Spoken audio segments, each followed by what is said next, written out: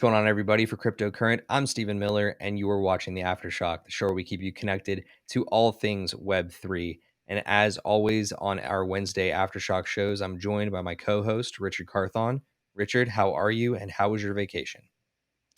Doing good, feeling refreshed. Happy to be back. At the beginning, when I first left, the market kind of took a little nosedive, but as I came back, the market started to recover. So, we see a Bitcoin back above 22,000. We got Ethereum splurging back up as we get closer to the merge. So, feeling optimistic. Hope this bullish momentum continues. But otherwise, how are you feeling? I'm feeling pretty good, man. I think that we've got exciting stuff coming in the world of crypto across the next 48 hours. The merge is, in fact, set to finally take place after all these years.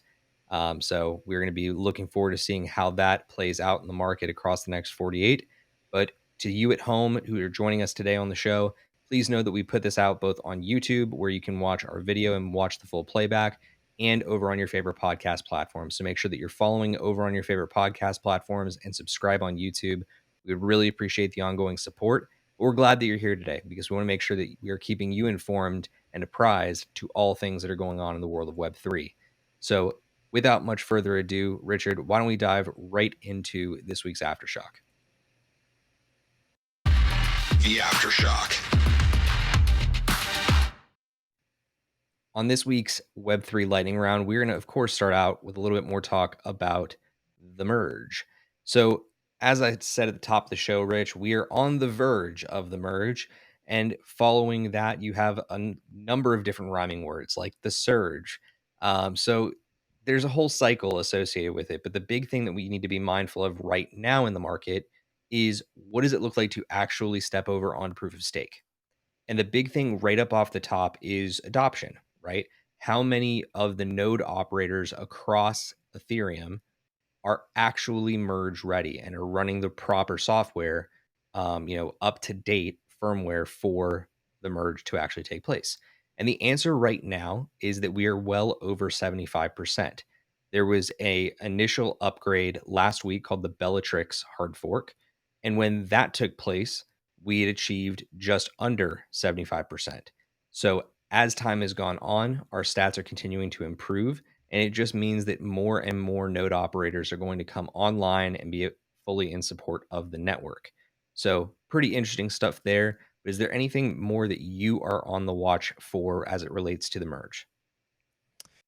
A lot of people are concerned that they think like, oh, I need to do something like to my money, or I need to do something to make sure that my wallet here. Like, you don't have to worry about any of that stuff. Uh, Everything's gonna kind of seamlessly happen in the background. And the other thing to debunk about the ETH merge is gas fees. So people thought like, oh, gas fees should be lower. Now there should be more transactions per second. That's a myth debunked by both Vitalik and the foundation. So even though gas fees won't necessarily be less, um, because there's more transactions per second, hopefully the low price that everyone's been enjoying can continue to go on and hopefully eventually be a little bit lower as well. But I'm excited to see us being this close and that this should happen without a hitch. Look, the best that we can do right now is keep our fingers crossed. Um, we've been promised and promised and promised about the merge for as long as I can remember. And I'm very excited that it's finally taking place. But yeah, there's a lot of promises that have yet to be fulfilled. And I hope that we start to see it in the next 48. But let's jump into our next story. This one, let's just say it sucks. So the SEC and our good friend Gary Gensler, the commissioner over there, has officially announced plans for a new Office of Crypto Assets to identify what they're calling soft targets. Now, Rich, the reason that they've done this is because they're really trying to key in on more and more crypto projects that are specifically violating securities laws. So they have dedicated an entire division towards lining up cases that are just straight away slam dunks for the SEC. How do you interpret this, and like, where do we go from here? It's an inevitability as more and more people get hired for the IRS and as more things are being expanded for the government. Uncle Sam's always going to try to get his money, and it, this was an inevitability in my opinion, and it makes sense that they're trying to go after softer targets and things that they're pretty sure that they can land and win, especially after they tried to sue Ripple and it's looking like they're not going to win. So I think that again, this was in the cards, and they're already starting to lay the foundation for people to not hopefully be doing dumb things in Web3. So I've got to go ahead and take this opportunity to play a drop that we don't normally get to see on this show. Breaking news. The nation of Norway has announced that their national digital currency will be based on Ethereum. Pretty interesting stuff there. Just a quick first hot take on that, Richard. What do you think? With the merge coming in, I mean, I think you're going to start seeing more and more companies and nations potentially trying to build on Ethereum. Ethereum's biggest challenge has always been scalability, and as long as this merge happens, scalability issues should start to go out the window. So they were basically the first one, like, hey, we were here first, and we believe in this, which is it's a really huge statement. How do you look at it? I think that we're starting to see a central bank run their first run digital currency out as a true CBDC on the Ethereum blockchain is a big vote of confidence. Getting the chance to see that implemented as an ERC20 token is really, really fascinating to me. But I want to honestly not even caution people by this. I want people to understand the gravity of one of what people consider the most progressive nations in the world, both on a technological, a environmental, and even in like societal drive perspective, that they're trying to now deploy a CBDC on Ethereum, and that's the way that they have chosen to go about things. That's a power play, dude. Like that's a really big deal. So Yeah. I'm pretty stoked to hear about that. I think that it's going to be a very big play going forward. I want to see more info on it, and I certainly encourage those at home to look more into it. But I think that you had wrapped up that last piece on the SEC perfectly. So let's go ahead and charge into this next bit. This next piece comes courtesy of Mysten Labs. Now, for the listeners at home, Mysten Labs was actually at one point part of Facebook and Meta. They were the team that was trying to deliver against the Novi wallet and the Libra cryptocurrency, which I believe then turned into DM, and then it turned into nothing at all. Um, that team decided to leave Meta. They formed Mysten Labs and are now working on a brand new cryptocurrency and a blockchain to run the entire ecosystem with. It's called SUI, SUI. Well, they have officially reached a $2 billion valuation following a $300 million raise during a bear market to develop that SUI cryptocurrency throughout the Asian Pacific region and building infrastructure out globally. I think the biggest piece of the story here, Rich, is that they're achieving this type of raise in the middle of a bear market. Do you find that to be the big focus, or is there something else that we need to be looking at here? Oh, it's a huge focus. They've become a unicorn in a short amount of time and became a unicorn during this bear market. I It's impressive, and it just goes to show the confidence that these investors have in this company being able to not just survive in these bearish times, but to thrive as we head out of it eventually. So it's huge news. I mean, raising at any point is a big deal. Raising it right now, man, that's special. Their first round, I believe, was led by A16Z, which is the crypto arm for Andreessen Horowitz. But this current round, where they officially locked in the $2 billion valuation, was led by Binance Ventures and Coinbase Ventures. I believe FTX might have played a small role in this one as well.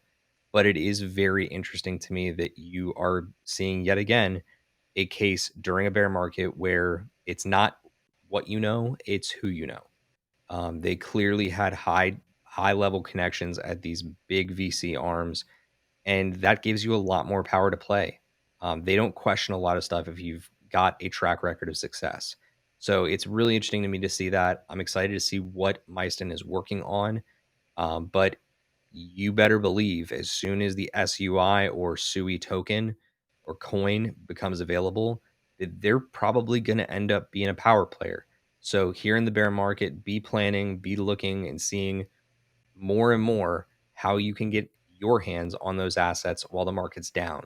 Because from what I hear, they're planning on things like digital objects, which is a different form of NFTs and digital collectibles, along with a number of other really big time innovations. So we're going to keep our eye on it here. We'll keep you updated on things as it relates to Mysten, but we certainly encourage you at home to keep an eye on it as well. Let's jump into our fourth story here. This is an interesting one for you and me, Rich, because we come out of the startup landscape. So Y Combinator, for those that don't know, is an accelerator and an incubator for startups. And in their last cohort, they had 27 companies that were crypto based or crypto related in their last cohort for who they were trying to help develop into a bigger business. They just recently announced their next cohort of businesses that they're supporting, and they're doubling down on Web3 yet again after accepting 30 companies in this new cohort. How do you read this story? I'm really curious. Do you think that we're going to start seeing this more so across the board when it comes to incubators in terms of the types of companies they're interested in? Yeah, I mean, not only we're going to see this across more and more incubators, and want to do a quick shout out to an incubator I went through in New Orleans. Idea Village actually just recently did a Web3 like 48-hour challenge that was and but going back to Y Combinator, what was awesome and to see about this is all of these huge companies, these Web 2.0 companies that have gone on to do amazing things. A lot of them went through Y Combinator. It was almost like the stamp of approval that, hey, this is a good company to invest in. So that the fact that they are spending this much time and energy towards getting more companies in this space, they see where the future is. They want to be able to claim that, hey, we were able to find a lot of these earlier companies as well. So I think that even just looking at who all got into the cohort and the companies that are going through, seeing what type of things that they're building is going to be important as well to see what types of interest there is in the traditional world of VC money now entering into this Web3 space. Yeah, one of the things that I'm really interested in out of this piece of news is I want to go in and learn more about how does each of the Web3 verticals actually break down within the cohort. I want to know how many of these companies are metaverse focused, how many of them are NFT focused, how many are concerned about crypto insurance or DeFi. Those things are really interesting to me out of this, especially because right off the cuff, I don't know how many companies are in the cohort total, right? But to me, 30 companies in one of the most prominent accelerators in the world that have a Web3 focus, that's a really big deal. The other really big incubators out there, like Halcyon and 500 Startups, they're probably also encouraging more and more crypto companies to come on board. So it's an exciting time for sure to be, in the crypto space, despite it being a bear market. So we're going to keep an eye on that one as well and keep you posted. But here comes our last story. Richard, we've talked about soulbound tokens on this show before. We've talked about it in the context of Ethereum and dropping new locked in NFTs and soulbound tokens to wallets that just can't move. But Binance, of all companies, are now planning on using soulbound tokens for what some may call evil. Binance is planning to use soulbound tokens to KYC customers and use it as proof of identity. Is this really like the beginning of the empire as it relates to Star Wars, or is there something more to this story that could be good?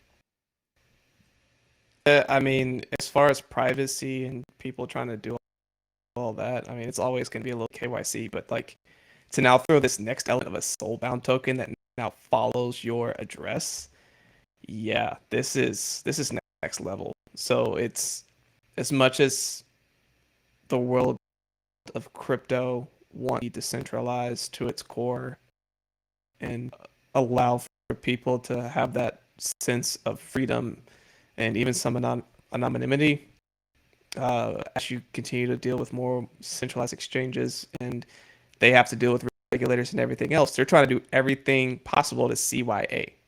And by now asking to you, not only do they have all your information, now they also can track for sure any of your addresses that like come through by having that soulbound token in there. So yeah, if you're not trying to both in the physical but also the digital world be tracked on everything, this is not great news for you. Yeah, this is what I like to call some Black Mirror type shit. It's not good, at least in my opinion. And as much as I like to give you shit on the back end of things here, with how every time that you try to say anonymity, I'm replaying in my head that scene from Finding Nemo where they're trying to say anonymity. Like One day. that to me is it's one of the most difficult words for you, but I applaud you every time for trying.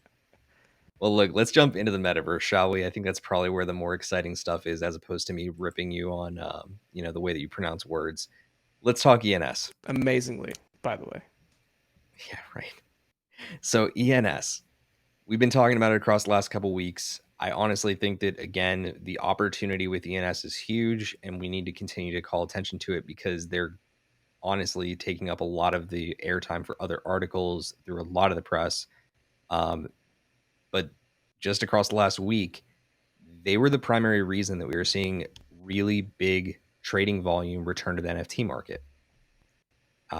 It's fascinating, honest to God, to see this happening all at once because you also saw registration volume go up. So more people are registering ENS domains.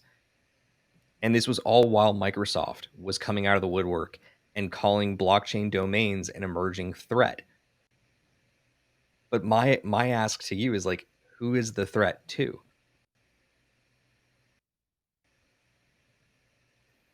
Themselves? Question mark?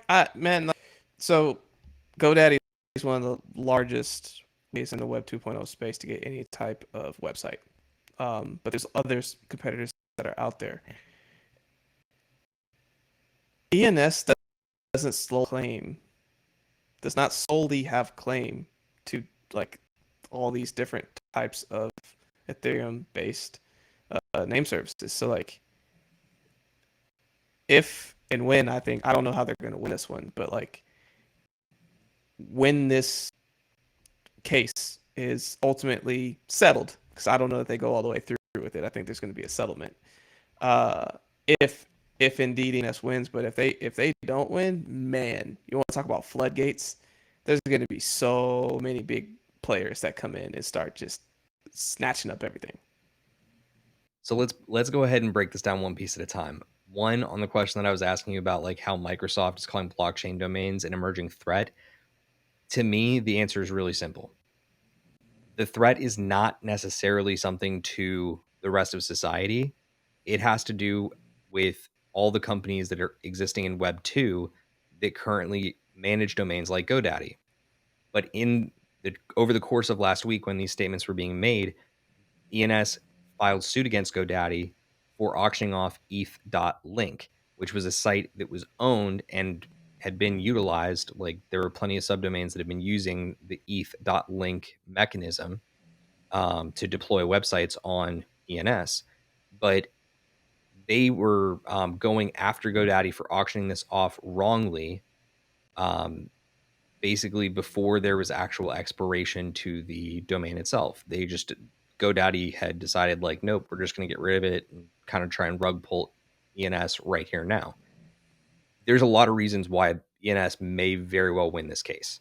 But there's a lot of really interesting FUD behind the scenes, just like we see during the regular markets when there's a bullish momentum, right? People want to bring the price back down so they can get in. So I'm not saying that both of these stories are exclusively FUD.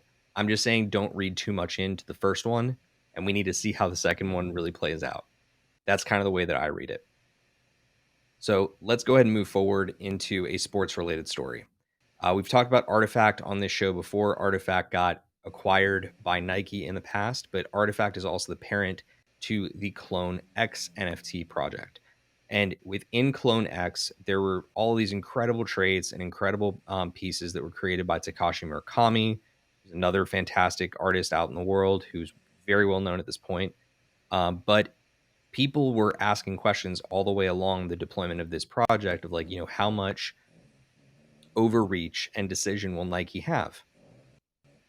We're now starting to see how much power Nike has because they've gone back into the code base and updated the metadata on Clone X on their contract to create a one of one LeBron James NFT in the collection that is straight up owned by LeBron James. Like he bought the NFT and then requested changes be made. So because again, he is sponsored by Nike, he had the ability to go to them, make changes, apply a crown to the character, do all this stuff. And there are people on both sides that are just like very, very adamant and taking, positions on it. On the one hand, it's really, really cool that we have the ability to see this and see players locking down avatars for the future. But on the other hand, it's like, okay, we generated this collection, and now you want to change it. Like, at what point, like, do you say like, okay, this is concrete. I want my asset to stay the way it is. Slash, at what point do you no longer have a say because of the license agreement? It's really curious. Do you have any opinion on this right now? Ultimately, it goes into how the contract's written. I think that you can't go back and change things. I think it's really on the project and whoever's putting it out there on the rules of engagement and having that be what moves forward. I don't know that it's necessarily fair to be able to go back and change. Uh, that's kind of where I'm at. Like if they've had it from the jump, like, hey, if you buy this and now you want to DIR or do it yourself and switch it up and fix it up and have it be your, exactly what you want. And it was agreed upon before they launched all this stuff. That's how it was going to be. Great. But if it was one of those where they're like, well, we can do this, doesn't mean we should do this, but we can, so therefore we will. That doesn't feel as great. Yeah, it's a little bit messy, but again, I think that over time we're going to start to get more clarity on like what the constraints of this is. So let's talk about Cool Cats now. Cool Cats is a project that I think we've had a lot of questions about across the last couple of months. A lot of people were curious about the leadership and the direction of the actual project because certain things weren't being delivered against. But they've just come out and said that they're officially making big strides forward working on a video game, and their team is going to be deploying a comic book. So now that we have deliverables, do you think we're going to be seeing real production out of Cool Cats? Are we going to see some of these older projects start to be realized? How much faith do you have in them to deliver against this? To deliver, I think they'll deliver. It just might take longer than what people want.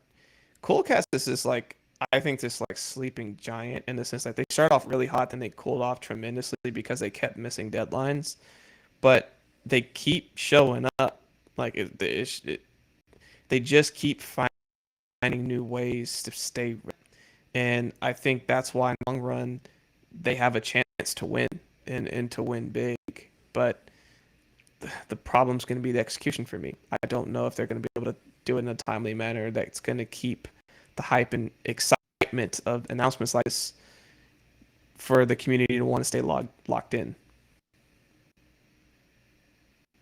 Well, I think that it's going to be a really interesting time challenge because people are starting to lose a lot of faith in it. So we'll have to keep an eye on it pretty closely here, but I know that the floor on Cool Cats has been nothing short of decimated. Not to say that many other projects have had much better luck. We've seen all of the blue chips take hits recently. We've seen Moonbirds officially move down below 10 ETH floor. We've seen Doodles get hit really, really hard, and I think they're around 7 ETH or 7.5 right now. But why don't we talk about them for a minute? Because speaking of projects that just have kind of I don't want to say slow rugged because that's FUD. That's not the right way to look at it. But they just haven't been active lately. Is actually Doodles. So why haven't they tweeted since July? It's really, really strange, right? Because we had big announcements out of them at NFT NYC like the very month before. So what's going on with this? I think it's really funny in the market how people are freaking out about it. But I think honestly, they're just being super calculated.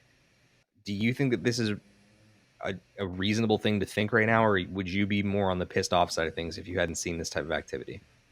I'd be really upset and not feeling great. Like, yeah, you can slow down activity. Like, yeah, maybe you're not tweeting every day or every week, but like radios, man, that's not a good look. Even if they are being calculated, you can send a tweet once every 2 weeks, once a month, something to tease anything. But just to ghost, that that's fishy. Yeah, I think fishy is the right way to say it. But God, this happened like 3 days ago, and I'm trying to like backtrack to it so that I can give you the read on it because it's pretty priceless. Um, Friend of the show, we had him on a little while back. His name's Spotty Wi-Fi.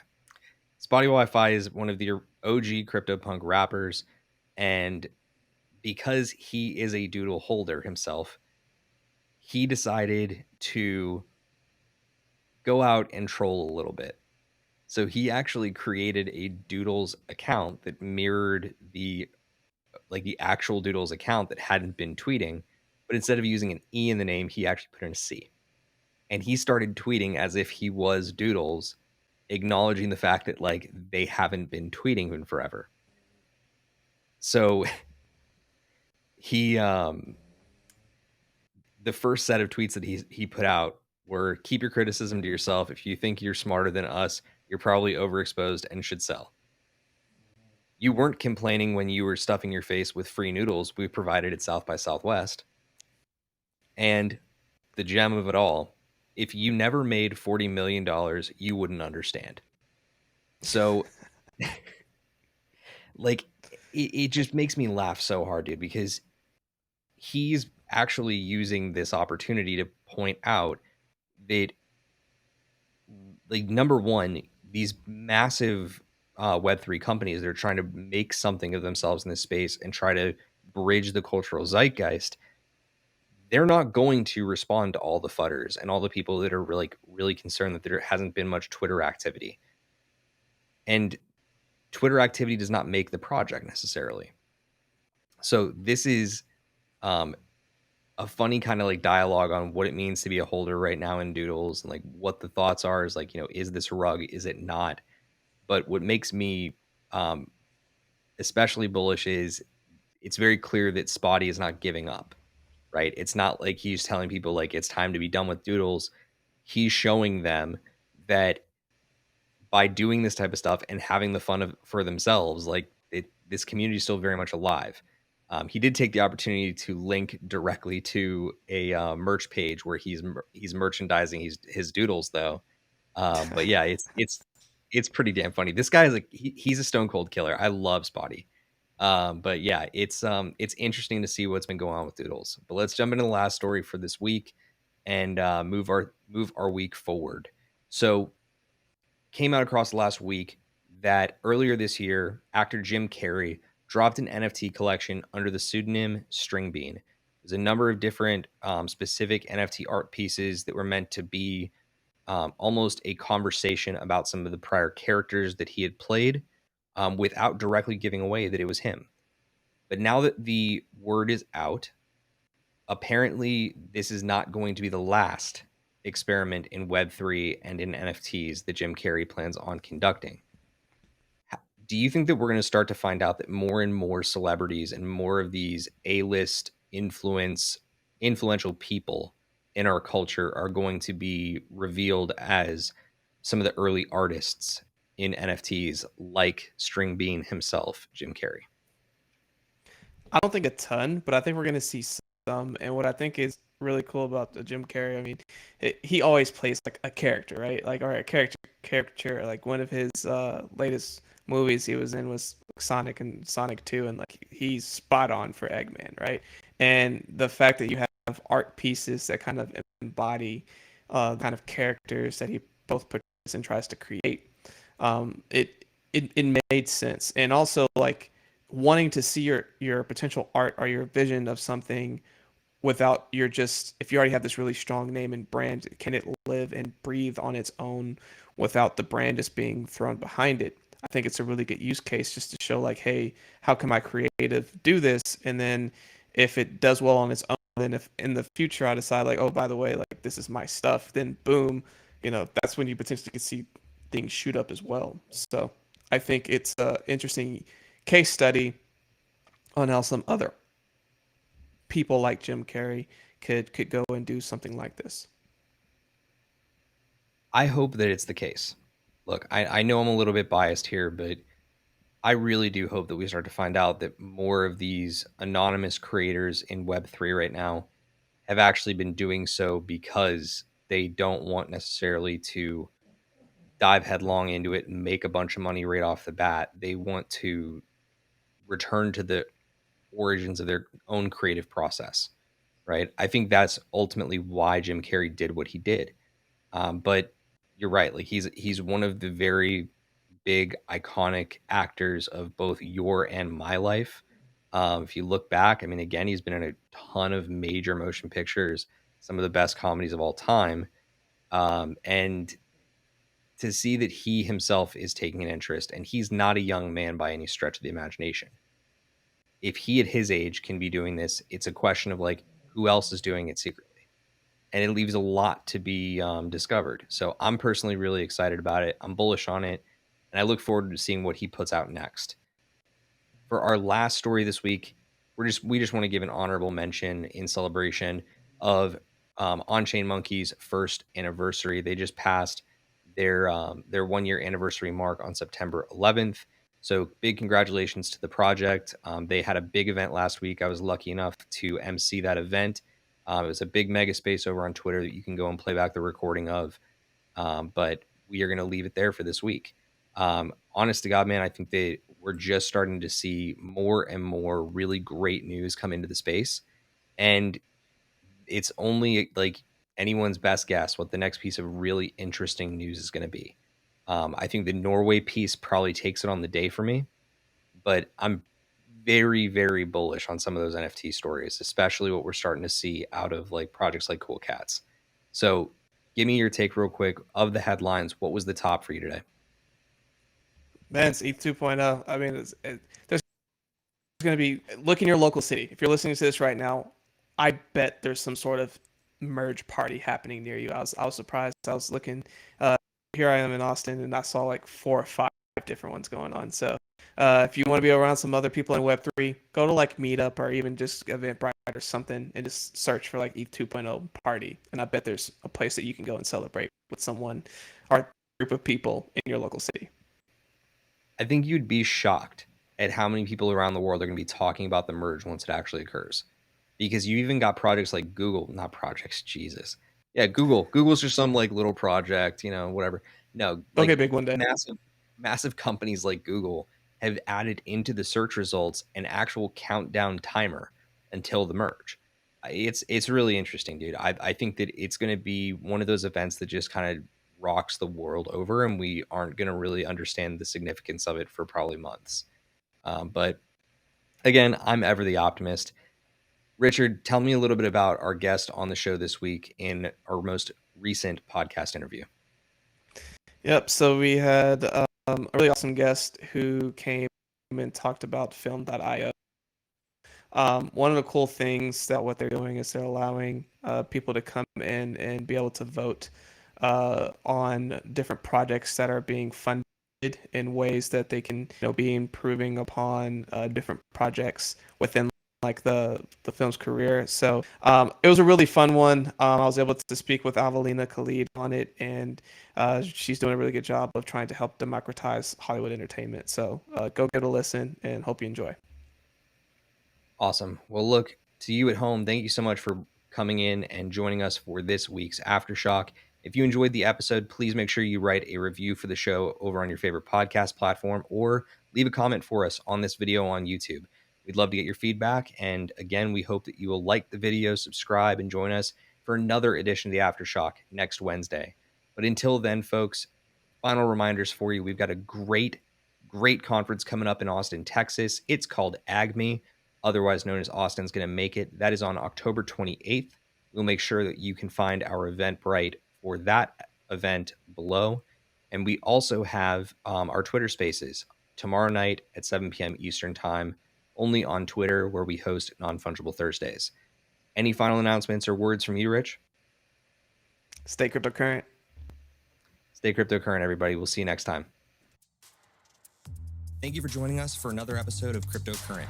Cryptocurrent is a cryptocurrency and blockchain education platform that's bridging the gap between the curious newcomers who are just discovering the space and the thought leaders who are shaping its future. All opinions expressed by Richard Carthon, the Cryptocurrent team, and their guests on this show are exclusively their own opinions. This show and any other cryptocurrent production is exclusively for informational purposes.